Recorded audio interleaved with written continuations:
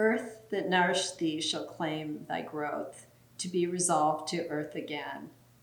Thanatopsis by William Cullen Bryant. I'm Rosemary Feit Covey, and welcome to my exhibition, to a small taste of the exhibition at Morton Fine Art in Washington, D.C.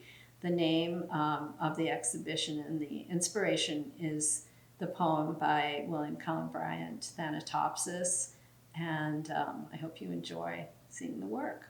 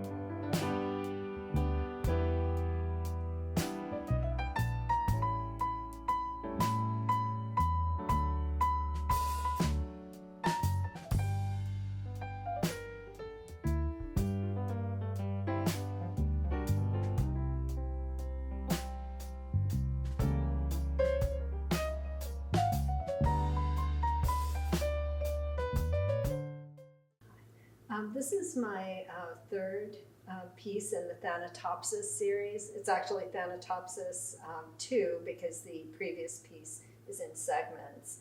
And this work is made from experimental printmaking, which for me is the fact that I was trained as a traditional wood engraver, and I have slowly through years of working pushed the media into all kinds of new forms.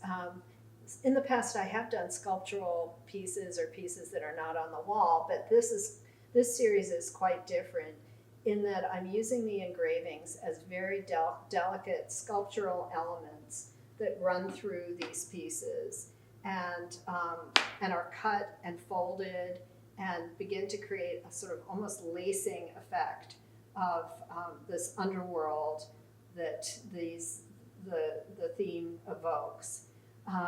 The engravings are underneath and they go into these crevices There are many crevices in this work, and they actually are created by the canvas being cut, and actually a second layer underneath is providing, so they're excavated canvases, and then I've built on top of them also. So I'm using acrylic paint and creating acrylic molds where and hand dyeing string. So every element of it is very handmade, and the compositions are very carefully structured. But it has a visceral, very sculptural feeling that doesn't actually show when you see it flat. You have to experience these pieces in person. And that is very important to me because so much work is now judged or seen as a flat image online or on Instagram as a tiny little almost postage stamp. And it's almost like a quickie way to look at art. I like the idea of doing something that you actually have to come and look at in order to get the impact. So Thanatopsis is based on the poem by Cullen Bryant, written in 1813 approximately. And what it really kind of evokes, the poetry, is is the nature of death and the cycle of life and the nature of death. And he's kind of comforting the reader, saying, even though death is a loss, it's also joining with all the past generations who have also died, and you are becoming part of nature again, and there should be a sort of comfort in that. So it's very, very meaningful to me, and although this is a very abstracted image, it partly comes from my looking and studying things that you don't normally look at carefully, like the base of a tree in a city where people have thrown cigarette butts, and and just areas where people don't look very frequently for imagery, and finding in it something quite beautiful and something that talks to that life and death cycle, because you'll often see a little dead animal or twigs, branches intertwined. And so that's a little bit of the thought behind it, but it really is an experience on the canvas, so that the art is the art, not the art being about something else. And it's very hard in these images to actually create a composition because they are so heavily laden, and I work very, very hard to go back into it and know when to stop, know when to start, know how to tie it together so that it actually works and isn't just a jumble of things.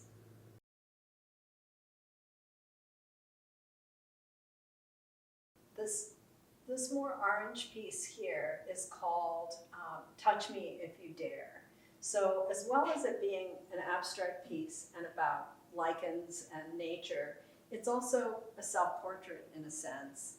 And it's interesting to do a self-portrait where there's no figurative face, or you're not displaying your outward image. Most self-portraits are the artist's internal life, even if they are figurative. But this is really very much out of my soul and out of the past work that I have done. It's a continuation, even though it's such a different looking piece. I did the whole Porcupine's Girl series many years ago, and I see this as, in a sense, a little bit of a continuation with the spikiness. As an art piece on its own, what I was really interested in was how it reacted to the wall, and how it would be, how I didn't want it to have an edge that just ended. So it kind of melds over onto the sides of the image, as well as creating shadows and going off the canvas. There's, again, a lot of texture that you're not going to see unless you actually see the piece, because the leaf patterns behind the molded areas are very subtle. And everything in it is hand molded and handmade. This one has less engraving than many of the others. has a tiny bit, but not very much. So this one is becoming more the molds and the impact, but it's very, very connected thematically to my previous work over many years. Just a different way of showing some of the same emotions. This piece called Lichens and Other Extraterrestrials is meant to kind of take you to whatever place you want to go, because it has elements that are outer space type elements. It has molded areas. It's got hand-dyed threads. It's very intense, and I mean, as you can see, there's no area where you are not going to be able to engage. There's no space for the eye to completely withdraw. And I think that's part of what I intended. Again, the sides are a continuation of the image. They're very important, and they took a lot of thought and work. The piece itself is dimensional, which it's hard to see on a flat plane image on a computer. It has area. I just want, when people look at my work, for them to be able to continually find new areas of interest, so that you don't sort of see it as a one-off. You see the image and that's it. I want something where you can go back into it and it's contemplative, and you are going to find something different every time, and as you come to it with different emotions.